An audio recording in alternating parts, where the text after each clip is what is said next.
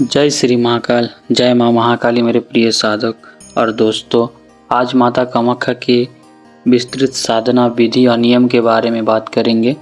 माता कामाख्या को शक्ति उपासना की अत्यंत महत्वपूर्ण पीठों में माना जाता है। आसाम के नीलाचल पर्वत पर स्थित कामाख्या मंदिर शक्ति परंपरा, देवी उपासना और तांत्रिक साधना के लिए विशेष रूप से प्रसिद्ध है। कामाख्या उपासना में साधक का मुख्य भाव माता के प्रति श्रद्धा, समर्पण और शरणागति होनी चाहिए। साधना को केवल किसी व्यक्ति को वश में करना, शत्रु को नुकसान पहुंचाना, धन प्राप्त करना या किसी स्वार्थ की पूर्ति का साधन बनाना उचित नहीं माना जाता है। साधना का मुख्य उद्देश्य। साधना शुरू करने से पहले अपने मन में उद्देश्य स्पष्ट करें। सबसे श्रेष्ठ भाव, हे माता कामाख्या, मुझे अपनी भक्ति, विवेक, आत्मबल और सद्बुद्धि प्रदान करे। मुझे अपने चरणों में स्थान दे और मेरे जीवन से अज्ञान तथा नकारात्मक दूर करे। यदि कोई सांसारिक इच्छा हो तो भी उसे माता के चरणों में समर्पित करके साधना करे और परिणाम को माता की इच्छा पर छोड़े। गुरु का महत्व। कामाख्या की गहन तांत्रिक साधना परंपरागत रूप से गुरु दीक्षा और मार्गदर्शन से की जाती है। विशेष रूप से जिन साधनाओं में बीज मंत्र, न्यास, पुरस्चरण, हवन, तांत्रिक मुद्रा, यंत्र, विशेष अनुष्ठान अथवा अन्य गुण किया शामिल हो, उन्हें बिना योग्य गुरु के स्वयं प्रयोग करना उचित नहीं है।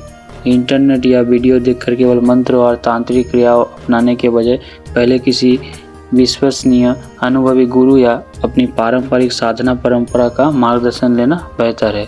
साधना के लिए समय। सामान्य देवी उपासना किसी भी श्रद्धापूर्ण दिन से शुरू की जा सकती है। शक्ति उपासना में विशेष अवसरों के रूप में नवरात्रि, गुप्त नवरात्रि, शुक्रवार, अष्टमी, नवमी, अन्य देवी संबंधी शुभ तिथियों का महत्व माना जाता है। अम्बाबाची के समय कामाख्या क्षेत्र में विशेष धार्मिक और तांत्रिक परंपरा जुड़ी हुई है। हालांकि उस अवधि की विशेष तांत्रिक साधना के लिए स्थानीय परंपरा और गुरु का निर्देश आवश्यक है। साधना का अवधि। साधक अपनी क्षमता और संकल्प के अनुसार अवधि निर्धारित कर सकता है। 11 दिन, 21 दिन, 41 दिन, 51 दिन या 108 दिन। 41 दिन की साधना में सबसे महत्वपूर्ण बात संख्या से अधिक नियमितता और संकल्प की निरंतरता है। यदि प्रतिदिन मंत्र जाप का संकल्प लिया है तो प्रतिदिन लगभग उसी समय और निश्चित संख्या में जाप करना अच्छा माना जाता है। साधना स्थान की तैयारी। साधना के लिए घर में एक स्वच्छ, शांत और नियमित स्थान निर्धारित करें। स्थान साफ रखें। साधना के स्थान पर अनावश्यक सामान ना रखें।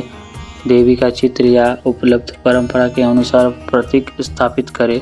सामने दीपक और पूजा की आवश्यक सामग्री रखें। साधना के दौरान मोबाइल और अन्य व्यवधानों से दूरी रखें। संभव हो तो प्रतिदिन उसी स्थान पर बैठें। कामाख्या मंदिर में साधना करने के नियम अलग हो सकते हैं और मंदिर की व्यवस्था तथा स्थानीय नियमों का पालन करना चाहिए। आसन।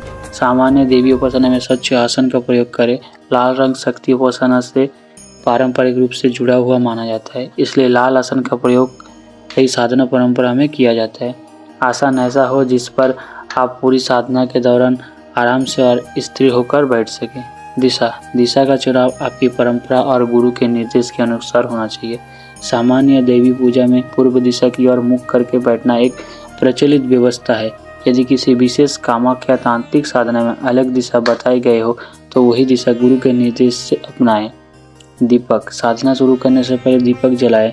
दीपक जलाते समय मन में प्रार्थना करें, हे माता कामाख्या, मेरे अज्ञान और अंधकार को दूर करे तथा मुझे सत्य, भक्ति और विवेक का प्रकाश प्रदान करे। दीपक को सुरक्षित स्थान पर रखें। जलते हुए दीपक को कभी अकेला छोड़कर ना जाए। माला। मंत्र जाप के लिए परंपरा के अनुसार माला का प्रयोग किया जा सकता है। दैवी उपासना में विभिन्न परंपरा में अलग अलग मालाओं का उपासना मिलता है, जैसे रुद्राक्ष, स्फटिक, अन्य परंपरा विशिष्ट माला। लेकिन किसी विशेष मंत्र के लिए कौन सी माला होनी चाहिए, ये मंत्र और साधना परंपरा पर निर्भर करता है। इसलिए किसी दीक्षित मंत्र के लिए अपने गुरु द्वारा बताई गई माला के प्राथमिकता दें।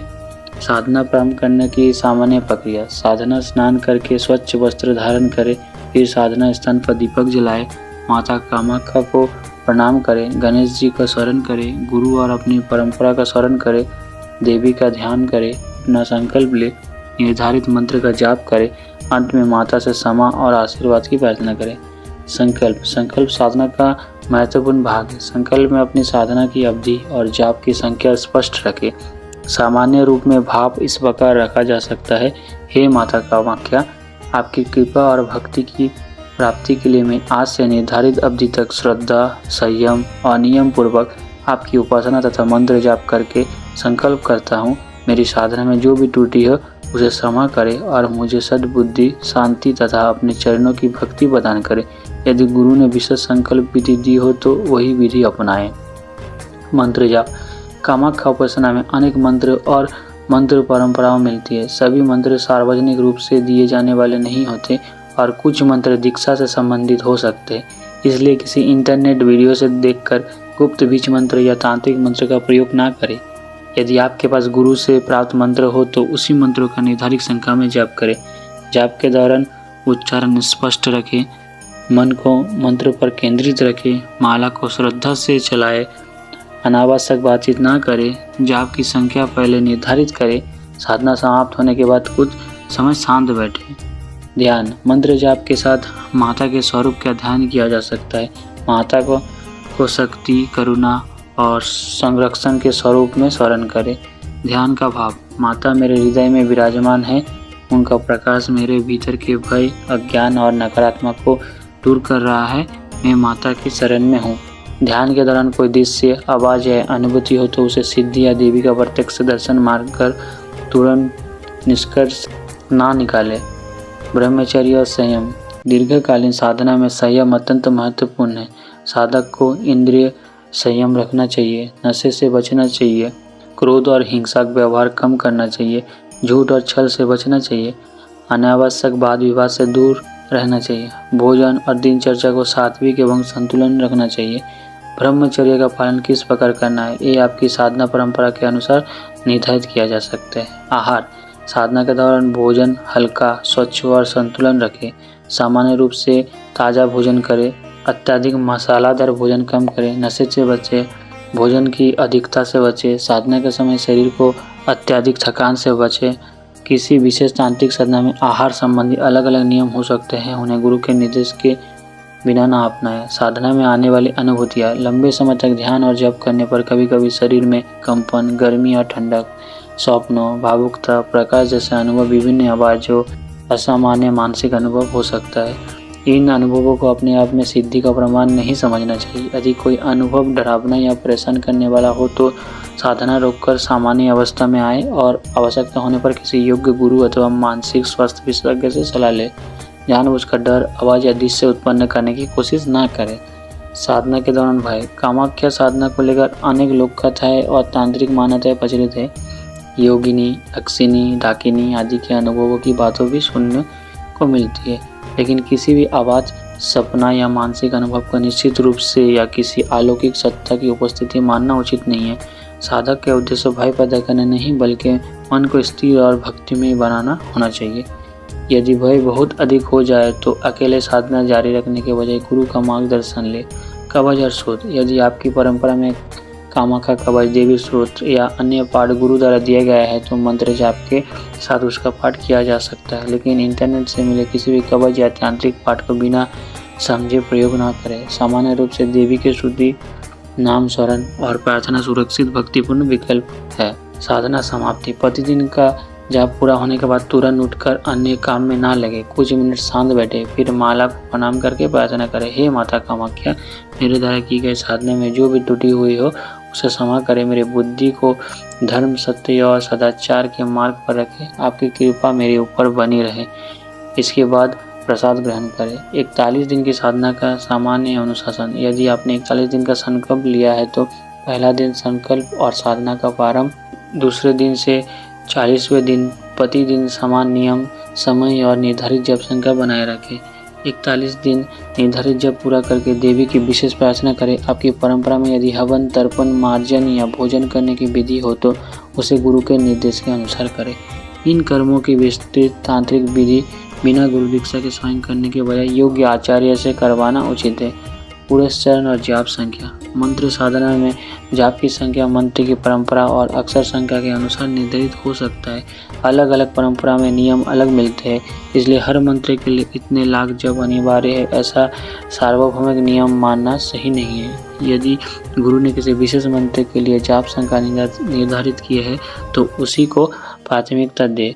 हवन, तर्पण, मार्जन और कन्या ब्राह्मण भोजन। कुछ मंत्र साधना परंपरा में जप पूर्ण होने के बाद हवन, तर्पण, मार्जन तथा भोजन आदि की परंपरा होती है। इनकी संख्या और विधि साधना परंपरा के अनुसार बदल सकती है। विशेषकर अग्नि हवन और तांत्रिक अनुष्ठान अनुभवी आचार्य की देखरेख में ही करना बेहतर है। क्या साधना से वशीकरण या शत्रु विनाश की शक्ति मिलती है? ऐसे दावे अनेक तांत्रिक और लोक परंपरा में मिलते हैं, लेकिन इन्हें निश्चित या वैज्ञानिक रूप से प्रमाणित परिणाम नहीं माना जा सकता। साधना का सबसे सुरक्षित और सार्थक उद्देश्य है आत्मसम्मान, मानसिक स्थिरता, भक्ति, सद्बुद्धि, आध्यात्मिक अनुशासन। किसी व्यक्ति की स्वतंत्र इच्छा को नियंत्रित करने या किसी को नुकसान पहुंचाने के उद्देश्य से साधना करना उचित नहीं है। सबसे महत्वपूर्ण नियम। कामाख्या साधना में केवल मंत्र की संख्या महत्वपूर्ण नहीं है, साधक के लिए महत्वपूर्ण है श्रद्धा, गुरु का मार्गदर्शन, शुद्ध संकल्प, नियमितता, संयम, सत्य और सदाचार, मन की एकाग्रता, अहंकार का त्याग, माता के प्रति समर्पण, साधना के परिणाम को माता पर छोड़ना। सरल दैनिक कामाख्या उपासना। यदि कोई व्यक्ति तांत्रिक दीक्षा प्राप्त नहीं है तो वो सरल भक्ति पद्धति अपना सकते हैं। स्नान, स्वच्छ वस्त्र, दीपक, माता का स्वरण, गणेश एवं गुरु स्वरण, देवी की प्रार्थना, उपलब्ध अधिकृत स्रोत, नाम जप, कुछ समय ध्यान, आरती, प्रार्थना, प्रसाद।